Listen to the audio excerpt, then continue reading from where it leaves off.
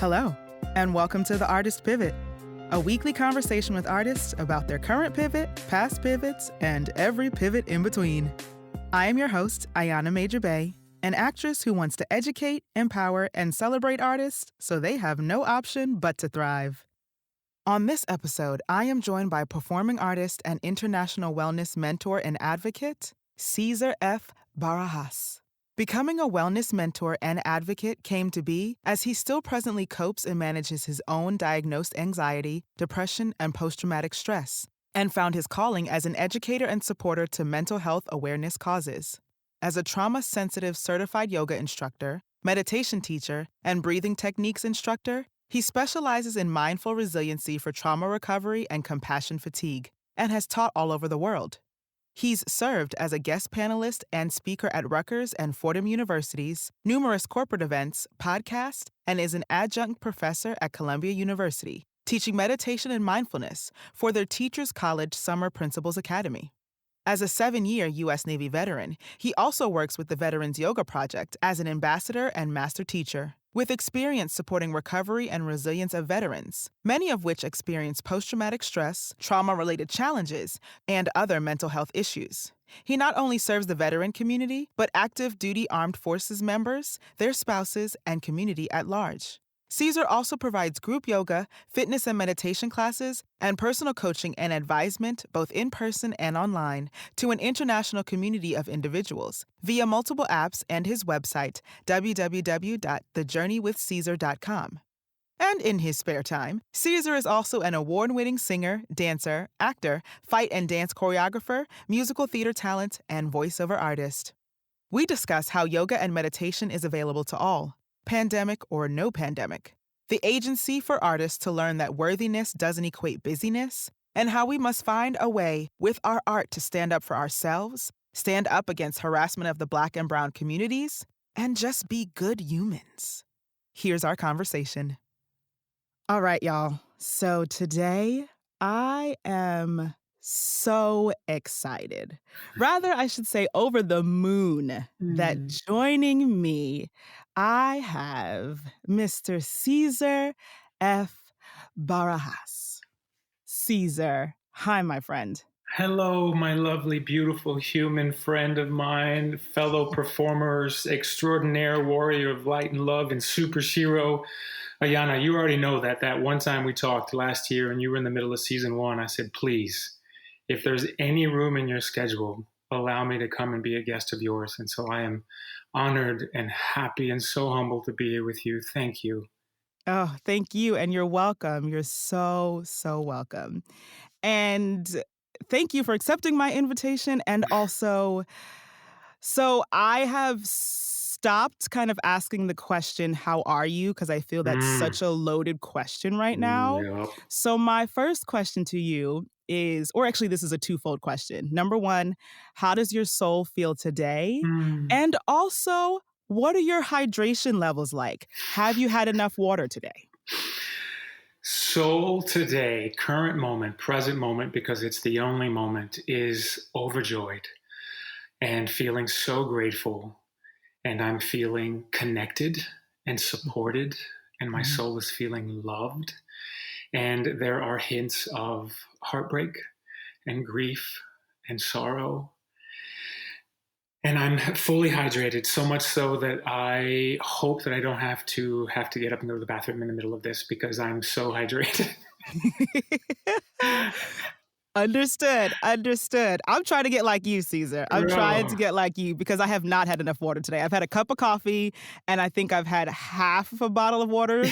I'm not doing well. Like, I'm looking at my 32-ounce water bottle literally sitting right next to me right now, and I think I've had a fourth of it. And you're so like, no. I got to get on your level. Let's do better. 8 ounces ain't enough. Yes, exactly. It's not enough, but I'm going to get there. I'm going to get there today. I know you will, Mama. If nothing else, Ayana's going to give it to you when she's ready. And when she's ready, world, watch out. Yes, that part. Thank you, Ceasar. You're welcome. Yes. Oh, I'm excited to have this conversation. Oh, so where do I start? Oh, boy. Let's see. Where do we start? So, the year that was 2020 has forced us as artists to shift. And as artists, we do take voluntary pivots. We've taken voluntary pivots before the year that was 2020. So I guess what I want to ask is what what was your life like before the pandemic? Just give me a little bit of what it was like before the pandemic, and then we'll get into, what 2020 did bring out of you. Sure.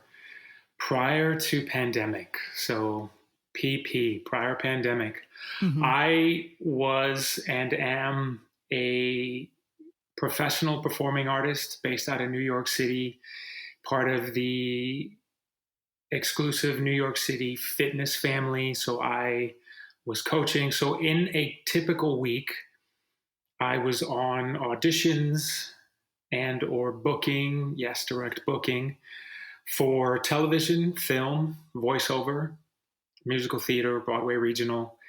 And in the midst of handling all of that, was coaching anywhere from 15 to 25 classes a week. And we're talking anywhere from yoga, meditation, strength and conditioning, HIIT, TRX, boot camp. And in the midst of all of that, at the same time, I also can be found on a variety of multiple apps. So at any given point in time, I was in a recording studio working for audio-based fitness apps, or in a production studio recording my own personal created a line of fitness, yoga, and meditation classes called The Journey, which is where The Journey with Caesar came from. It's about the journey, not the destination. Shameless plug. So it was prior pandemic. It was very busy, and one of my agents calls me the Energizer Bunny, and I loved it. That was life. And then 2020 hit, and everything in my world shut down. Mhm. And so you talk about pivots. Ooh. And Yeah. pivots in life are sometimes forced. Sometimes it's, you know what, I'm going to change the color of my hair or cut my hair. So then I have to pivot towards new headshots. Mhm. But pivoting and adapting have been a part of what I've been doing in my own personal and professional life since I started professionally at 15 years old. But like 2020 and the world and God to say to me, we're going to slow you down in a way that you have never in your life Mhm. ever been slowed down. Because I've been working since I was 13, professional performer, dancing, Mhm. shows, singing since 15. And it took my own sort of what I teach as a meditation practice. It took all of that, plus my wonderful support system, to keep me from tumbling in a downward spiral that would ultimately have led to me hurting myself. So this forcing of a pivot was quite an eye-opening experience and very life-altering and life-changing. And I'm now in a position where I'm like, what's really important? But prior to pandemic, it was all of that. Oh, also, I'm a professor at Columbia University. So it Mhm. was like everything. I was just busy little Mhm. bee. Yes. Yes, you were. So busy. Woo! I was like, "Wait, you had time to do all that?" Right. Wait, what? Yeah. That averaging of, 5 to 6 hours of sleep was the norm. Mm, Yeah. wow, wow. And so with that, you also had, a couple of working on a couple of your own projects as well. So I know Mhm. that, this earlier this year you launched a subscription-based website, with your guided meditations and coaching and consulting. And so did you have that idea before the pandemic? Because you were already doing so much, but because the pandemic forced you to slow down, like you said, like, Sure. oh, the universe is like, I'm gonna slow you down, and whether you like it or not. And so did that idea come out of that, or was that something you already kind of had in your vision? It was a part of a vision that was already pre-existing about 3 years. So Okay. I've been very fortunate in that every single one of my employers, and as an artist, you already know, and you know this, and I know this, and you and I have between us 40 friends who are hustlers, Mhm. and we grind. And what I'm figuring out is that hustle and that grind, that's very abrasive. Yes. So what are we going to do to flow? So I don't ever want to describe myself as a hustler anymore Mhm. because hustling is stone to stone. That's bone to bone when the cartilage is gone. And that's going to just bring about negative impacts and it's going to cause discomfort. Whereas a flow, whether it's the wind or the water, and here's the the meditation teacher in me. Here's the Om Namaste. I'm going to keep Namaslaying in me is going to come out. But Mhm. I got to a point where I was hustling and grinding so hard that I had multiple people who were part of my support systems that encouraged it. So Mm. I've been very fortunate to work for employers whenever I would say to them, hey, I'm going to take the next 3 months off because I just booked a show at the Shakespeare Theater Company in DC, or I'm going to head over to the Walnut in Philly, or I'm going overseas to do this international rendition of Urban Cowboy. And they've all said yes. So very lucky and supportive community. And when NeoU Fitness, which is an awesome fitness app, came to me 3 years ago, and I'm one of their founding coaches and trainers, they said, hey, we want to feature you. What is it that you want to bring forth to the table? Well, I'd already been teaching yoga. I've been coaching professionally for 15 years. I was like, let me create the journey officially. And Mhm. that's where the journey with Ceasar started 3 years ago. So because Okay. I had NeoU as an app to help share, it's all about the journey, not the destination, I was fine. And then pandemic hit, and guess what? All of production stopped. Much Mm. like all of our theater work, all of Broadway shut down, most of television and film shut down. And please be mindful as you're listening to this, television and film really only within the last 3 or 4 months started to pick back up. So all of it shut down. And I had a wonderful website developer and designer named Stephanie Cowan. Shout out to Stephanie Cowan, who also designed my logo and is my brand director. And she Mhm. says, you need to get off of your lazy butt because she's been telling me for 2 years, Ayana, for 2 years, she's been like, yo, when is your site going to come up? Mhm. And the pandemic shut us down and it gave us a chance over the course of the next 8 or 9 months to fully invest and focus so that we were able to launch the site. So the idea was born about 3 years ago. We didn't launch until this past December 2020. And Okay. so there have been some highlights over 2020, but now I'm in a position where I can offer people this subscription based website. And more importantly, it's a site people can turn to where I tell my story. And one of the things that features me as a great teacher and as a guide is I'm not your normal person. I never have been. Mhm. I'm a hetero man, cisgender identifying, but I've been a professional dancer since I was 15 years old. Mhm. I am a veteran. I'm a tattooed, sleeved yogi who cried the last time I was at a bullfight in Mexico because I was like, oh my God, the bulls are dying. Mhm. So there have been shifts in what. So I really want now just for people to realize that yoga, meditation, even if we're not in the midst of a pandemic, is still available to anyone, everyone. You and I are two beautiful people of color, and our lineages come from kings and queens. And so now we're part of a team that's helping to re educate, hopefully to enlighten for the first time what it is to be a beautiful black Nubian queen in this country, what it's like to be a Latinx identifying male who comes from a lineage of machismo where we're taught as men not to share, to not to be emotionally available. And all of that can shift and be changed. And that's why I'm sitting here today interviewing with you to let people know that they too don't have to be stuck within the constraints of society or our heritage or our lineage, and to then embrace our heritage and our lineage and who we are generationally and where we come from. Mhm. That was a lot, I know. That was a lot, but that was beautiful.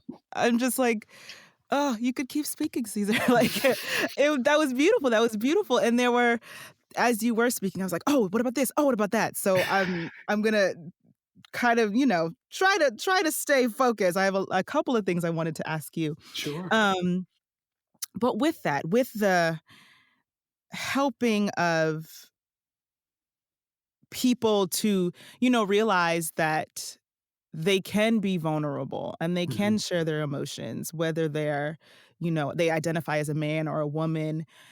It's It is something that I guess we all need to work on, Mm, especially communities of color.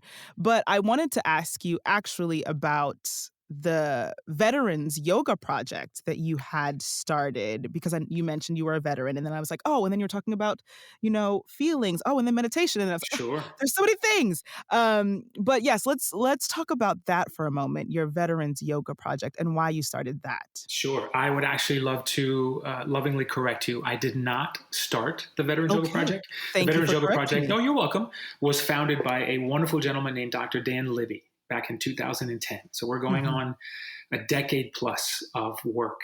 And Dr. Dan Libby is a clinical psychologist, and part of his thesis for his PhD involved the study of yoga and its positive effects on veterans, Hmm. specifically veterans who are suffering from diagnosed post traumatic stress, anxieties, Hmm. and depression. And so Hmm. we have, as veterans, and just as humans in general, so let me preface it by saying that we, as veterans and just people, are all trauma survivors. Hmm. Whether it's what I call little t trauma or capital T trauma, it doesn't matter. So Dr. Dan Libby back in 2010 is proving, hey, the effects of yoga, the effects of breathing techniques being taught to veterans who are normally anxious and depressed and suffering from post-traumatic stress and having triggers is reducing pain in anywhere from 84 to 92% of the people who are embarking on this. And so we've grown from Northern California to now serving veterans and their communities and families and people in general in all 50 states, plus 3 different countries, including Northern Africa, all over Europe. So I came across the Veteran Yoga Project at a Wanderlust festival in 2015. I met this beautiful young lady named Deborah Jeanette, whose son is a Marine Corps pilot. So here's who we call Mama Bear, lovingly. And Hmm. she was hosting this little booth at a Wanderlust festival in Brooklyn. And I walked by and I was like, I'm a veteran. I'm a yogi. What's the Veterans Yoga Project? Hmm. And it wasn't until I met them in 2015 and took part in their additional teacher training in mindful resilience for trauma recovery that I finally understood the power of meditation, the power of breathing techniques, and what they are used for. Now, be mindful, Hmm. I've been in therapy, various forms, for 10 plus years. I have been a yoga teacher professionally since 2013. Hmm. But it wasn't until a couple years later in 2015 that it all just clicked because the way that it was explained came from a physiological standpoint. Okay. Oh, if I take a deep breath and I extend the exhale, then that's allowing the body's parasympathetic nervous system to then activate. So then that's starting the decompression, that's starting the calming effect, that's lowering the blood pressure. Wait a second. So it was finally explained to me in terms that I understood, not just, hey, do me a favor and sit in lotus pose on a mountain stroking your beard for the next 30 days and Hmm. staring at the birds and the clouds as they go by, because that made no sense to me. Hmm. I just described to you a few moments ago what my life is like. And my life has been that busy since I was 15 years old. Right. So you tell me to sit for 15 minutes? Heck no. I ain't got time for that. Ain't nobody got time for that. Right. And Right. now I'm in a position where I share with people you don't need half an hour in lotus Hmm. pose. You don't Hmm. need to sit for 2 hours. I've done it. But even if you gave yourself 30 seconds, if you gave yourself one deep breath, and I'm going to invite you, Ayana, and everyone that's listening, if you don't mind, Hmm. take a single, huge, maybe one of the biggest, longest, deepest breaths you've taken yet today. And just Okay. simply inhale, filling the top of the lungs, feeling the chest rise, feeling the belly inflate, and then just let the air naturally come out.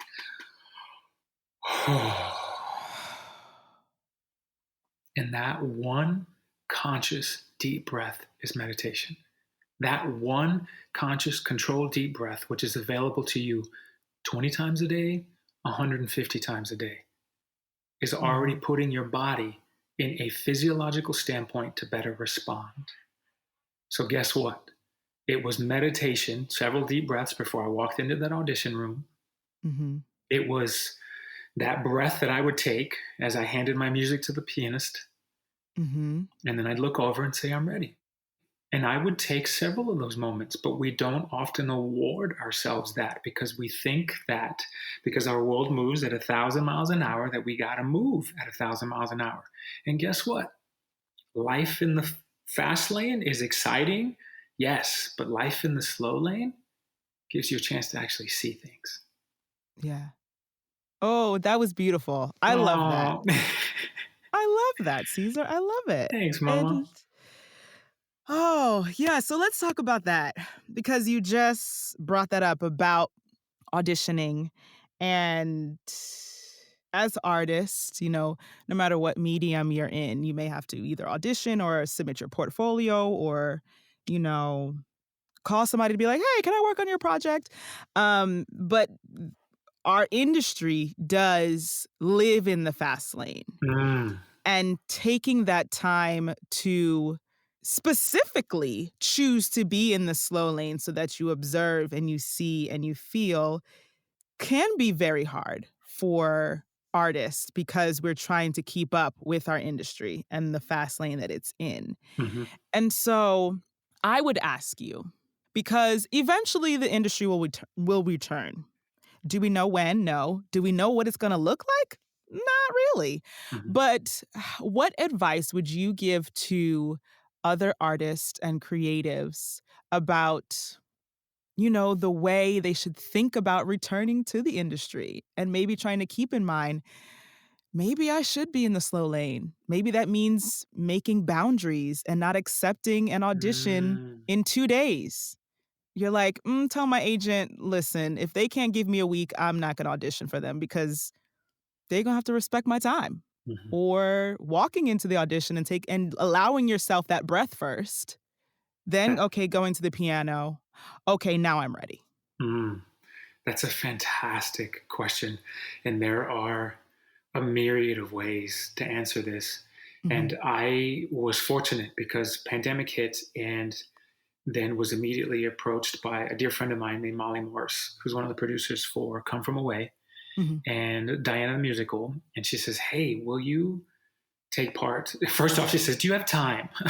Yeah, because I ain't got nothing going on, Mhm. to take part in a virtual play, which was a super cool experience.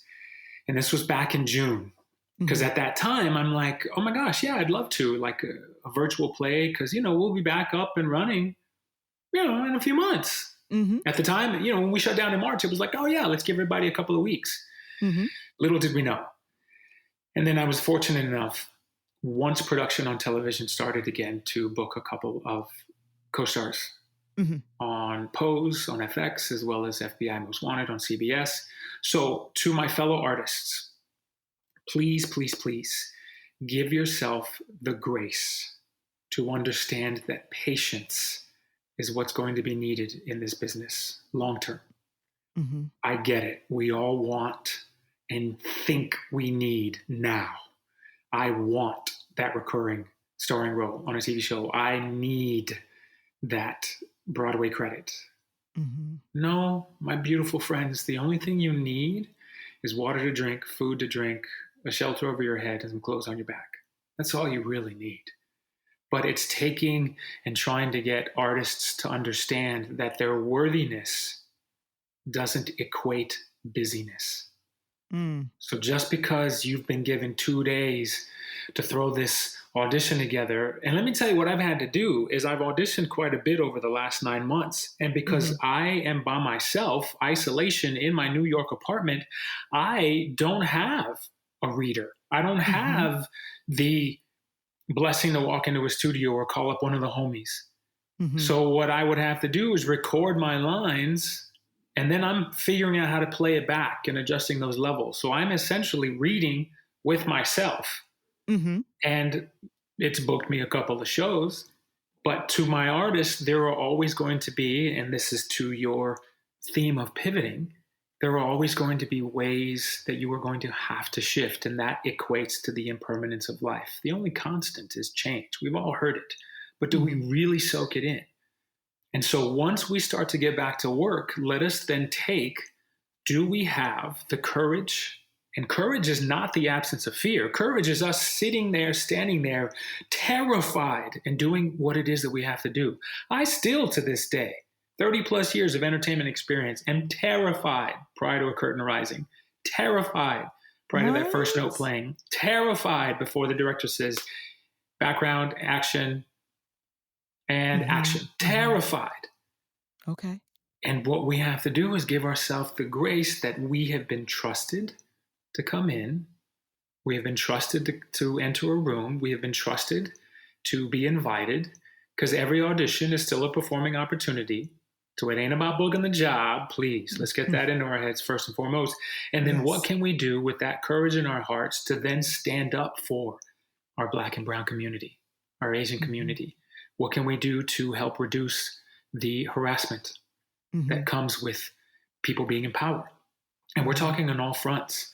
So let us take the courage that is already genetically predisposed in us and still be an artist, but also know, like you said, hey, I don't have enough time to properly prepare this. I'm going to decline this audition. I've done it, but it also took me several years to learn that I don't have to panic or freak myself out, because what good are you if you are freaking out? Then you're not showing your best work. A prime example of this is I was living in Los Angeles. So prior to moving to New York, I was in LA doing the same thing, just trying to make it big. My wife and I at the time moved there, and I had booked West Side Story at the Plummer Auditorium for the Fullerton Civic Light Opera.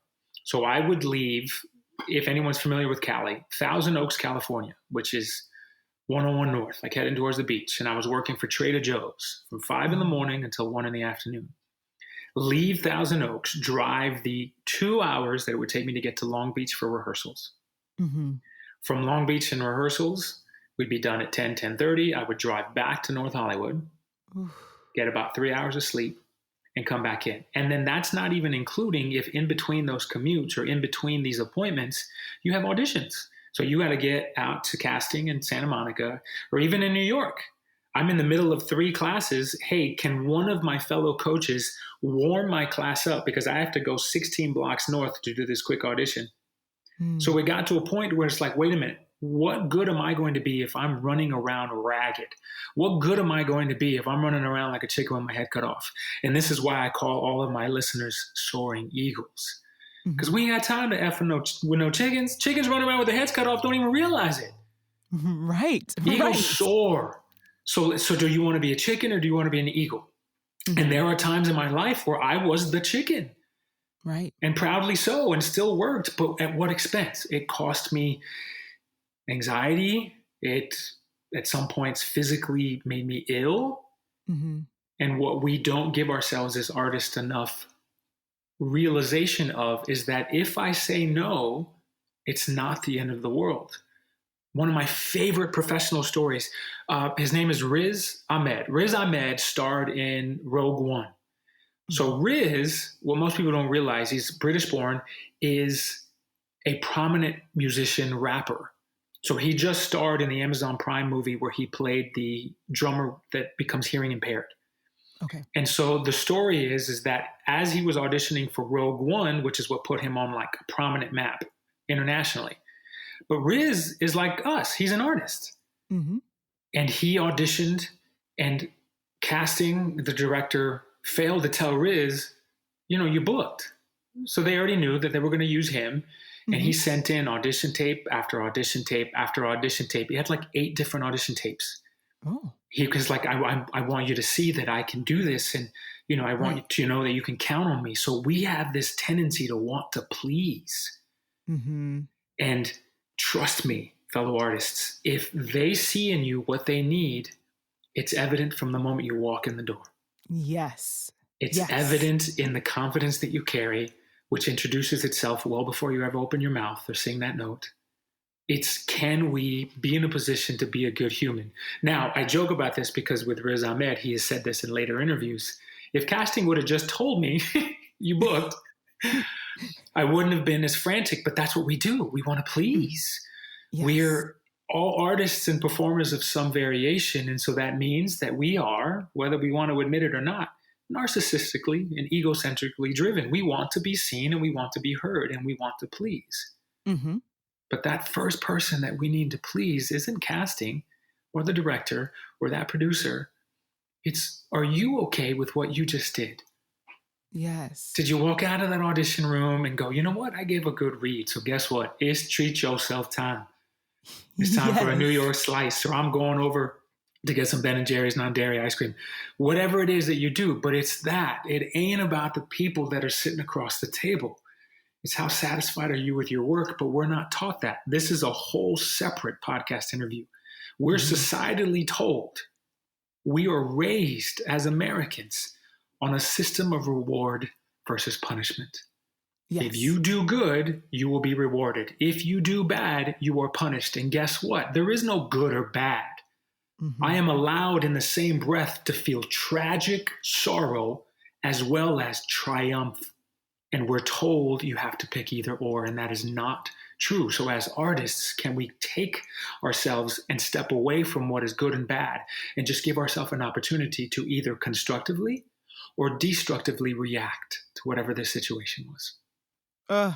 Ceasar.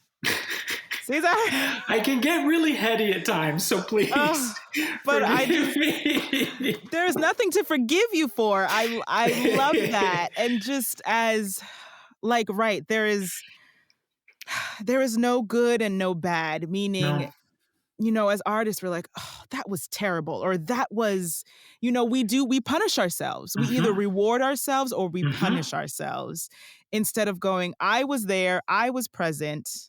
That felt great. I was pleased. And now I'm going to... At least I showed up. Yes. Regardless of how the song was butchered. Regardless of that. At least you showed up.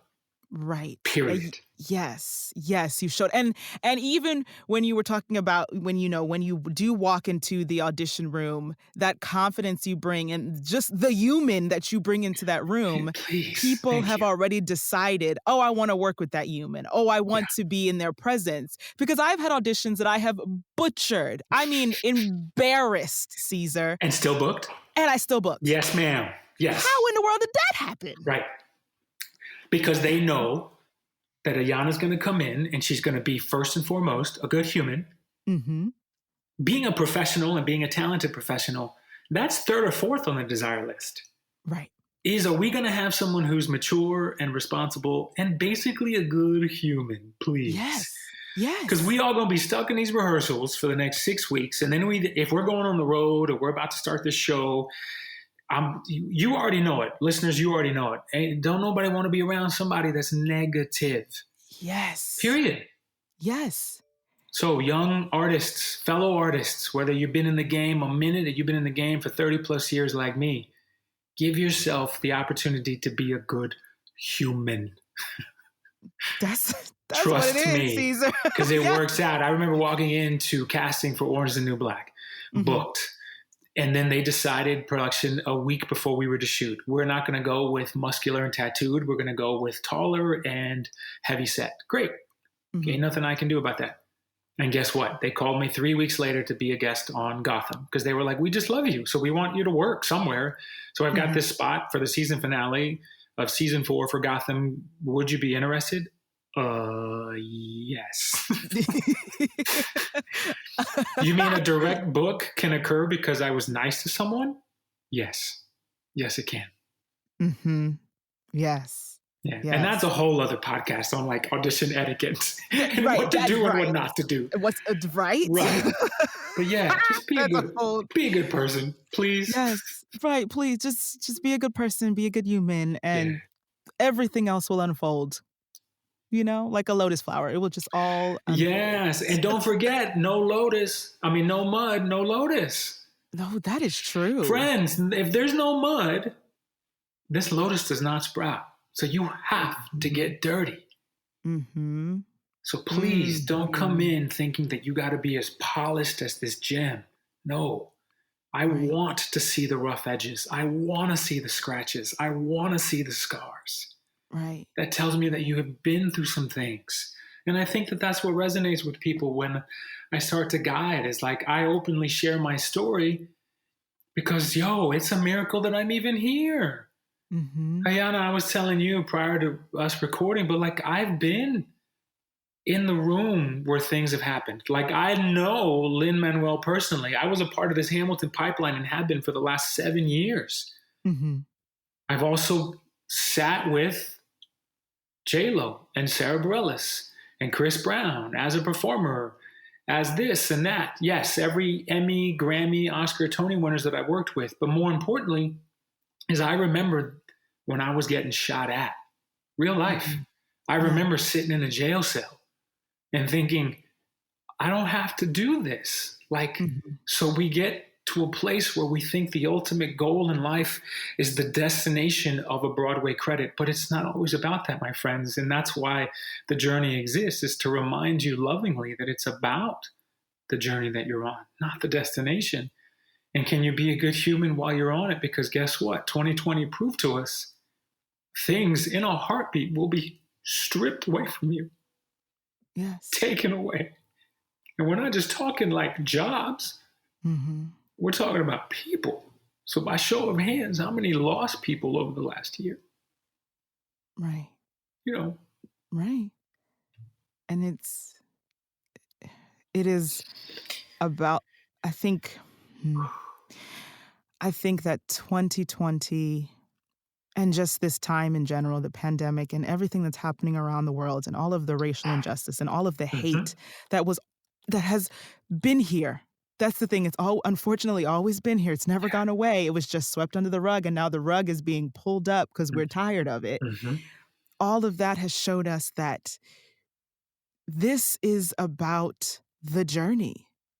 And we do focus so much on the destination, but it's really about the journey and who can you connect with along the way? Who can you support along the way?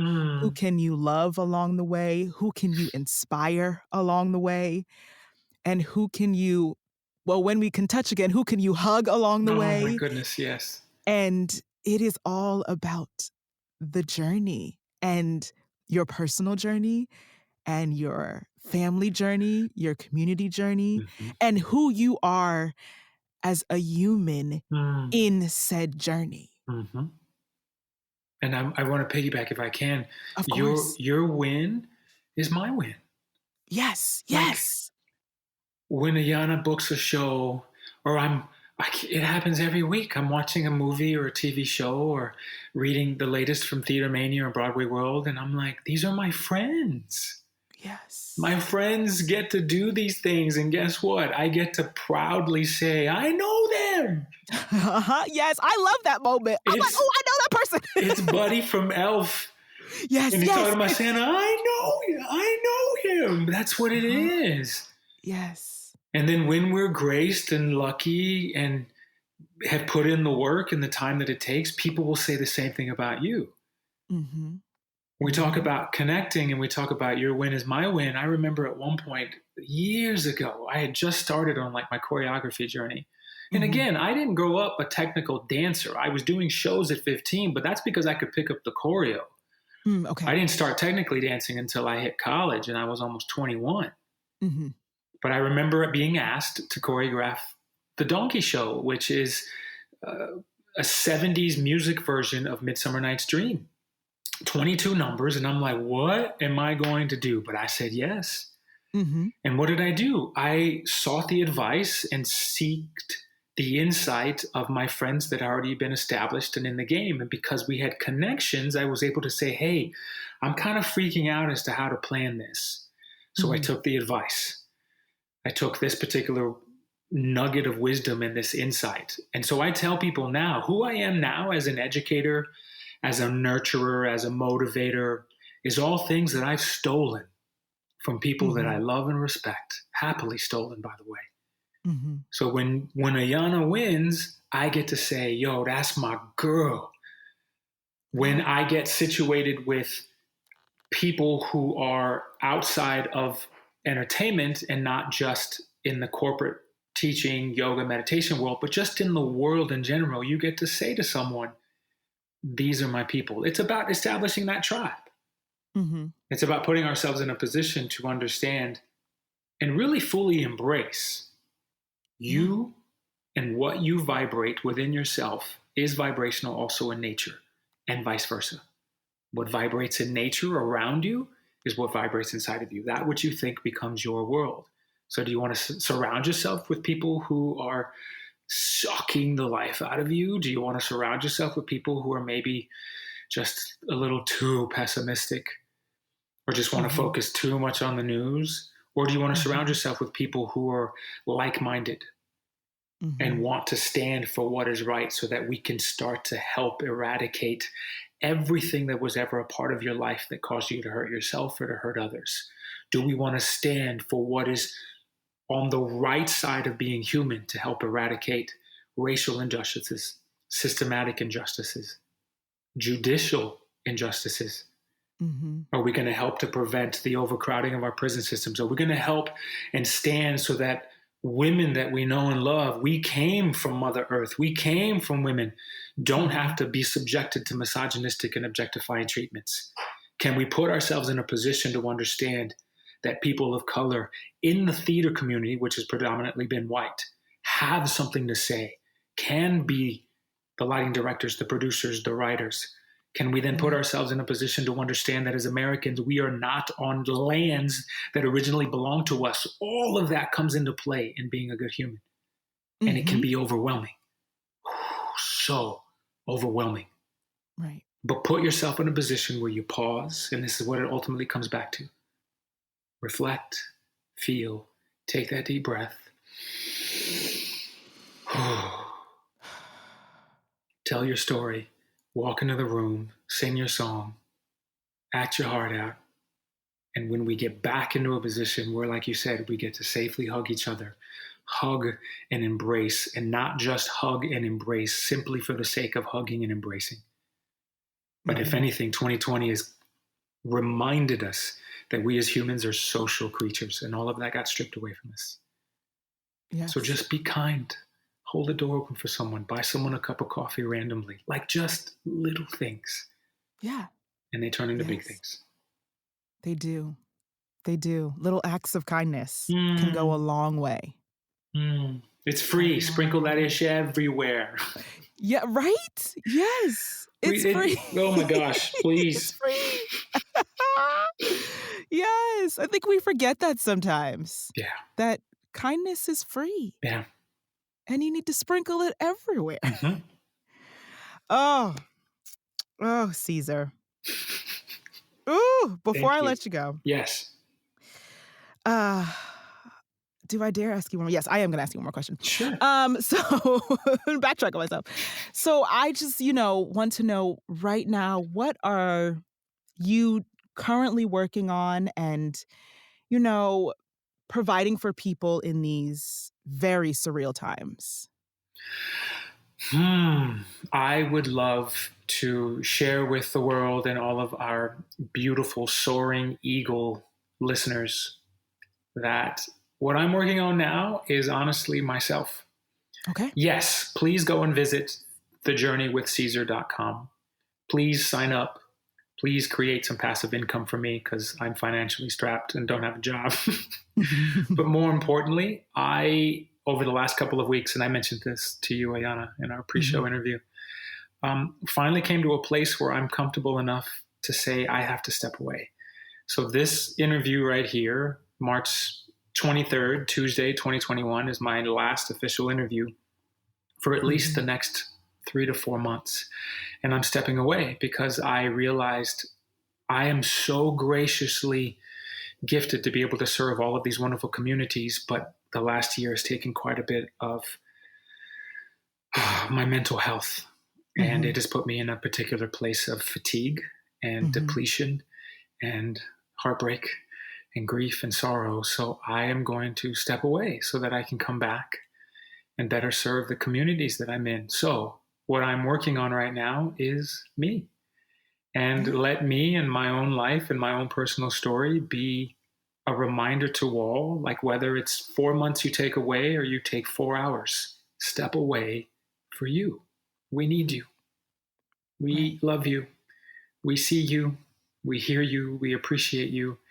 And part of being able to step away is courageously, bravely, with truth and candid honor to say, I need some time. And I get it, like there are extenuating circumstances. I know moms and I know people who have families, but you still have to carve out that time. I should say I lovingly invite you to carve out that time because there's no possible way you're going to be able to better serve anyone else if you Mhm. yourself are just depleted and feel empty. So I'm working on me.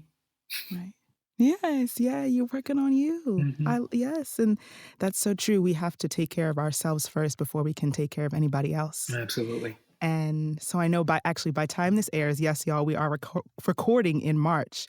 By time this airs, Caesar will be on his sabbatical. So I should thank you right now Oh, thank for you. being a guest. And before I let you go, Mhm. there is something I need to say to you. And that is, I acknowledge you, Mm. I celebrate you, and I uplift you. Thank you. There's a well of emotion that's coming up because how often do we get to hear that Hmm. and like firmly believe it? But it's that. Thank you. And if anyone listening can take that same similar sentiment and just share it with someone, because we don't know how it will affect and alter their journey and put them in a place where you might have saved their life, maybe not as dramatic, but maybe you put them in a place where their day just completely shifts for the better. So thank you. I lovingly Yes. receive. You're so, so very welcome. And I lovingly give. Oh, I love this. Mhm. Caesar, thank you for sharing your journey with us. Thank you. I don't even know if I can put into words how I am feeling after that conversation. Caesar, thank you for reminding us that everything starts with our breath, and that's the key that unlocks the power we already possess. Thank you for your wisdom, kindness, and truth. I hope everyone who listened to this episode can feel the beauty within themselves and know we are truly connected to one another. Thank you again, Caesar, and thank you for tuning in.